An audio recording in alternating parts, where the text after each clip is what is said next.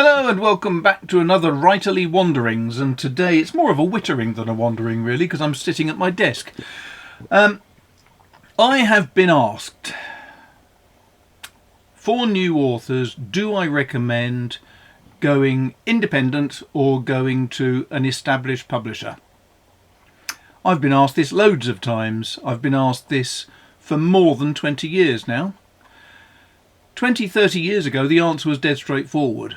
Do not go to an independent publisher. You sometimes used to see adverts in the back of the Sunday press, the Times and Telegraph, saying, "Have you got a manuscript? We are an established publisher. We'd be dead keen to publish your books. We've got massive numbers of sales and we can guarantee you a huge amount of money." And they were all complete lies. Basically, they would get you, the author, to stump up thousands of pounds. They would print a load of books and deposit them on you. And the way to test with those things, as it still is, just in case, if you see a publisher you've never heard of, the first thing to do is to go to your local bookshop and see if they've heard of it. If you've got a big publisher near you, go and look on the shelves and see if you can see any examples of their work. If you can't, then start doing some more research. Don't just immediately bite. The big publishers are Hachette, HarperCollins, Penguin Random House, Simon & Schuster. There are not that many of them. They've all been bought up by other firms. So Hachette owns Orion, Hodder & Stoughton, Headline and others. HarperCollins owns Gollancz and Collins and all the other ones. So these firms are big, they're making huge amounts of money. Their authors aren't. Isn't that odd? Some of their authors are. J.K. Rowling's doing very well. Jeffrey Archer still makes a lot of money. But what about the rest of the authors, the ones you don't hear of so often?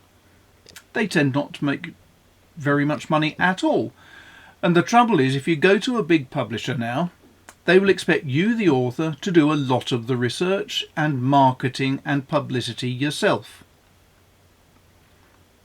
That's not ideal. If you're a writer, you are generally someone who's far happier with your own company, in this office for example, and you're not likely to be someone who is ever so keen on the idea of going out and doing a load of work, drumming up business for your books, because you'd probably much rather be at your desk typing the next book.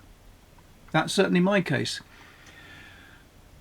So conventional publishing is changing. It's changed a huge amount. The amount of money they pay to authors has reduced dramatically, which I think I spoke about in my last talk. The amount of money that authors get has reduced by about 80% per book in the last 20 years. The publishers, however, are making money hand over fist. So there's interesting. And so there is a lot of people, there are a lot of people, there is a lot of people, checking my grammar there, who prefer to go independent. What does that mean? Well, if you're being expected to do all the marketing and everything else for your book, then what is the point of going to a publisher? Because a publisher used to do all of that type of work, and that led the author free to write the next book. If the publishers are expecting the author to do all that work with Twitter and Blue Sky and Facebook and Instagram and all the other things, then what on earth's the point of going through a publisher? You might as well do it yourself. That is the view. And it's a perfectly valid view. Now, the difficulty is that if you go that route, you don't just have to do the marketing. What else does an author have to do? Well, when you design a book, let me give an example. Here's an excellent book that you can order even now, because it's going to be published in about 2 weeks. I think it's the 24th or the 25th of the month. Let me just check that. When is it due? 25th of April. There you go. Good guess. Now, if I was to publish this myself entirely, I would have to design the cover. I would have to get all the words together for the back. I would have to get an ISBN, in the International Standard Book Number. I would have to do all of the legwork in terms of editing, copy editing, proofreading, fact checking, everything myself. Some people can do that because some people can afford to hire an artist to do the cover. And it's a specialised job nowadays because the cover has to look really good on a cover. It also has to look really good as a thumbnail on Amazon, because if you don't get that right, you're not going to make the sales. If you have a book where you have a typo on the first page, you are far less likely to see that book sell. And if you don't pay a copy editor to come along and have a look at all of that, you're going to be possibly ruining your sales, because you cannot edit your own work. No one can. I can't. You need to have an independent pair of eyes come in to edit, and an editor is someone who will look at the whole flow of the story and make sure it works. But then you also need a copy editor, someone who can come in and check grammatically that you've got all of the full stops, the commas, the semicolons, the colons, the quote marks, the everything in the right place, in the right order, and also just to make sure that the formatting of the work is correct. So it's going to be formatted correctly to work either as a hardback or a paperback or as an ebook. They're different, and the formatting has to be different, and you have to be an expert in formatting to get them done. There are other things. Proofreading, you can't proofread it. You need to get someone else in to actually read through it. Now, you can do that by giving it to various relatives and friends, but realistically, you're better off paying someone to do it. Each of those things costs money. Getting a cover done, well, if you're lucky like me and you find someone really good who's not expensive, then you might be able to get away with £150 odd, but the copy editor, the proofreader, they're all going to cost hundreds. You're looking at over £1,000. And so why would people go to a mainstream publisher? Well, because go to a mainstream publisher, they may give you some money up front for signing a contract. They will certainly design the cover. They will certainly have copy editors and proofreaders. So it does take a lot of the strain out of things. At the end of the day, the only honest answer is you have to make your own choice based on your financial liquidity. Can you afford to spend £1,000 getting editor, copy editor, proofreader, cover designer and all those things done? If you can afford it, that's good. Are you marketing aware? Can you spend your time sitting and designing Facebook things and Twitter things and Instagram things? Can you do all that? If you can't, you need to think about getting someone in who can. Don't rely on the publishers to do it though. In I think it was 3 years at one publisher, a significant international publisher, a very big publisher, the total marketing that they did for me was 2 tweets.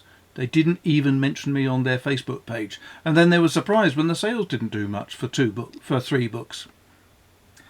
So you do need to be capable and competent and able to do your own marketing, whichever way you go, really. So to an extent, really what I'm saying is it's a case of suck it and see. Now the only other thing I would say is that I've now gone to Boldwood. Boldwood is a brilliant publishing firm. There you go, Boldwood with a B. And when I say they're brilliant, one of the first things that I was delighted to hear was the marketing director telling me that actually they wanted me to write books. They wanted to do the marketing for me. That was enormously reassuring. But what's good about Bookature, Boldwood and a number of these other newer firms is simply that they pay better, they pay faster, and they pay more. Now, those are all pretty good things. They have the marketing, They have the editorial backup, they have the copy editors, the proofreaders, they have all of that side. They have their own dedicated sales teams, but they pay more money in terms of royalties. They pay the royalties monthly, not 6 monthly. Mainstream publishers hold on to your money for at least 6 months just because they can. They'll then also withhold 10% of the sales every 6 months, because just in case books get returned, which is really unlikely with ebooks, but they still hold on to your money.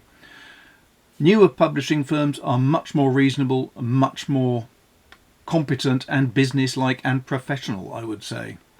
So I would say, for me, definitely, independence is great. I can quite understand why people want to go that route. I don't want the hassle of the marketing, the investment in all of the other costs and everything else. So for me, a sort of hybrid, conventional but modern publisher is by far and away the best route. And I have to say, Boldwood I absolutely love, but that's because they've so far been extremely good. And that's about it. If you've got any questions on writing, being an author, or anything else, please drop a note down the bottom, because basically I need to know what people are interested in before I record the video. It saves a lot of time. I'm right in the middle right now of finishing up book 4 in my Vintner series. I've got 2 weeks left to do it in, and with Easter in the middle, that means I've got a hole in the middle where I can't do any work. So you'll excuse me if I go away now and get on with it. But if you like the video, please like it, subscribe, hit the notification bell, or you can buy me a coffee, you can join my Patreon, you can go and give me a super thanks. But the best way to thank an author is go and pre-order Fields of Glory by Michael Jex. Fantastic book, I have to say. A cracking read in the best style of Con Iggulden and Bernard Cornwell, says Manda Scott. And she should know, because she has actually read it. And apart from that, thanks a lot, take care, keep safe, and I'll speak to you soon.